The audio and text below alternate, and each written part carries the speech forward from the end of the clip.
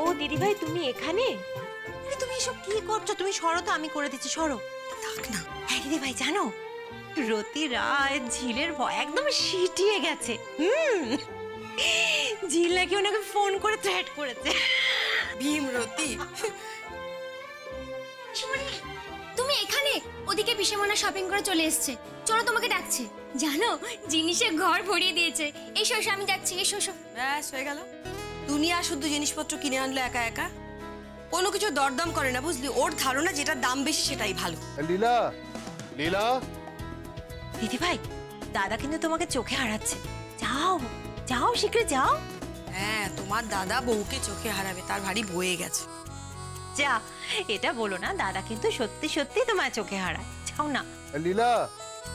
আরে যাচ্ছি যাচ্ছি। উফ, যাও বাবা।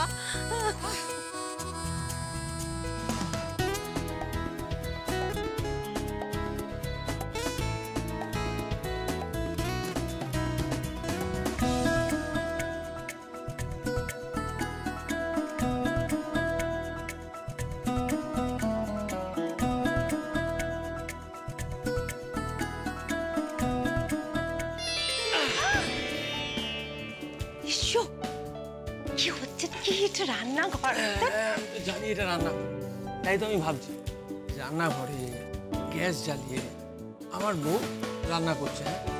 দেখে তো আমার চোখ সার্থক হয়ে যায়। তা তো বলবেই। দেখো, আগে তো তুমি ঘরের কুটো কাজও করতে না, এখন দেখছি তুমি 360 ডিগ্রি ঘুরে গেছো। আসলে তোমার ভুলই বদলে গেছে, তুমি ললিতা পাওয়ার থেকে নিরূপা রায় হয়ে গেছো। হ্যাঁ, খুব খারাপ হচ্ছে, কিন্তু খুব খারাপ হচ্ছে।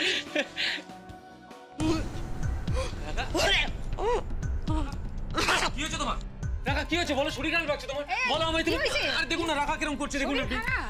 কি হয়েছে বলো? দেখুন না না, এত শরীর খারাপ না।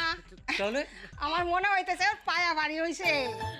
যাই খবরটা দিয়ে আসি। কাকিমা না, আগে মেডিকেল টেস্টটা হোক, তারপর তো সব বোঝা যাবে। আরে রাখো তোমার টেস্ট।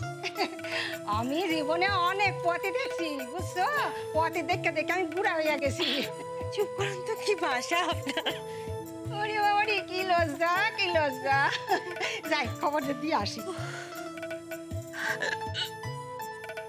রাখা, রাখা দেখো, তুমি যদি আমাকে একটা বেবি গিফট করো তাহলে আমি তোমাকে এভারেস্টের চূড়ায় নিয়ে গিয়ে ক্যান্ডেল লাইট ডিনার করো। হ্যাঁ, আই প্রমিস।